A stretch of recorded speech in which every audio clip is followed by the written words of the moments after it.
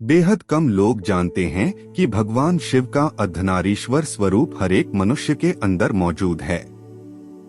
प्रत्येक मनुष्य शिव और शक्ति में बंटा है।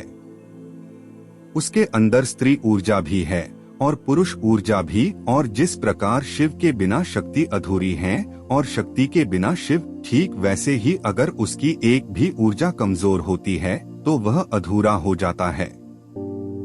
यह सुनना आपको थोड़ा अजीब लग रहा होगा, लेकिन यह कॉन्सेप्ट आपके जीवन को बहुत प्रभावित करता है। कैसे, आइए जानते हैं। इस पुरुष सत्तात्मक संसार में शिव के महिमा का जितना गुणगान होता है उतना शक्ति का नहीं, जबकि शक्ति के बिना शिव अधूरे हैं और शिव के बिना शक्ति। हर व्यक्ति इस प्राकृतिक संबंध से जुड़ा है, लेकिन अपनी संकीर्ण सोच के कारण उसने अपने अंदर की स्त्री ऊर्जा को कमजोर कर दिया है। शिव और शक्ति किस प्रकार आपसे जुड़े हैं, इसे समझने से पहले ये समझते हैं कि शिव और शक्ति का क्या संबंध है और शक्ति के बिना शिव क्यों अधूरे माने जाते हैं। शिव को शक्ति के बिना अधूरा माना जाता है क्योंकि शिव और शक्ति एक दूसरे के पूरक हैं। शिव ब्रह्मांड के निर्माण, संहार और पुनर्निर्माण के देवता हैं, जबकि शक्ति उनकी ऊर्जा है।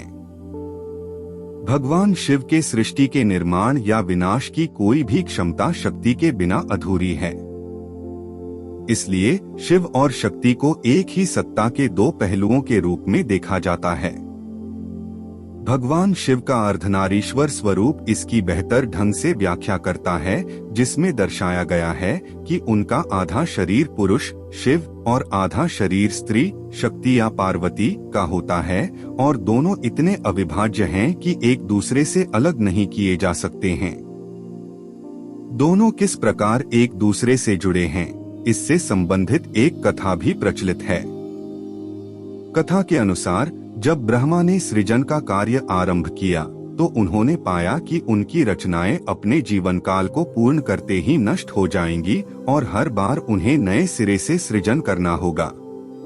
यह उनके लिए विकट समस्या थी और इसके समाधान के लिए वो भगवान शिव के शरण में पहुँचे। ब्रह्मा के समस्या के समाधान के लिए शिव अर्धनारीश्वर स्वरूप में प्रकट हुए। अपने इस स्वरूप से शिव ने ब्रह्मा को प्रजनशील प्राणी के सृजन की प्रेरणा प्रदान की और उन्हें स्त्री ऊर्जा, प्रकृति और पुरुष ऊर्जा, पुरुष तत्व का महत्व भी समझाया। शिव और शक्ति किस प्रकार जुड़ा है आपसे।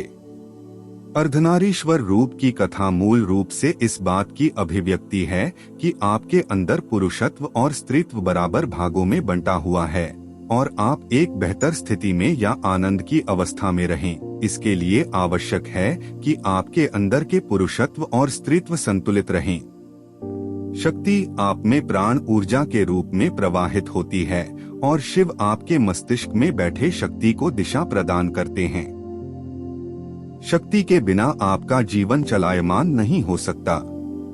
अर्धनारीश्वर स्वरूप की तरह आपके शरीर का बायां हिस्सा स्त्री ऊर्जा से जुड़ा है और दायां हिस्सा पुरुष ऊर्जा से। स्त्री ऊर्जा भावनाएं, दया, करुणा, रचना, अंतर्ज्ञान इत्यादि से जुड़ी है। यह आप में ऊर्जा का निर्माण और उसका पोषण करती है। पुरुष सत्तात्मक समाज में से प्रभावित होने के कारण अक्सर लोग न केवल स्त्रियों को कमजोर समझते हैं, बल्कि वह अपने अंदर की उस स्त्री ऊर्जा को भी दबा देते हैं जो उन्हें प्रचुरता, सृजन, जीवन और प्रेम जैसी भावना दे सकती है।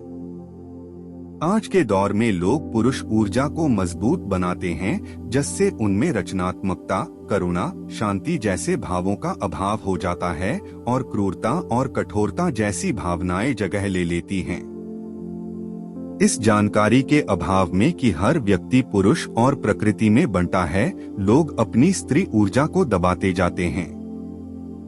कोई कमजोर नहीं दिखाना चाहता, इसलिए अपनी भावनाओं को दबाता रहा है। लेकिन अगर आप अपनी क्षमता, अंतर्ज्ञान, चेतना उच्चतर करना चाहते हैं तो आपको अपनी स्त्री ऊर्जा को सशक्त बनाना पड़ेगा। अपने भीतर मौजूद शिव के साथ साथ शक्ति को भी पूजना और पोषित करना पड़ेगा, तभी आप भी संपूर्ण हो पाएंगे। ऐसी और वीडियो के लिए हमारे चैनल को सब्सक्राइब करें।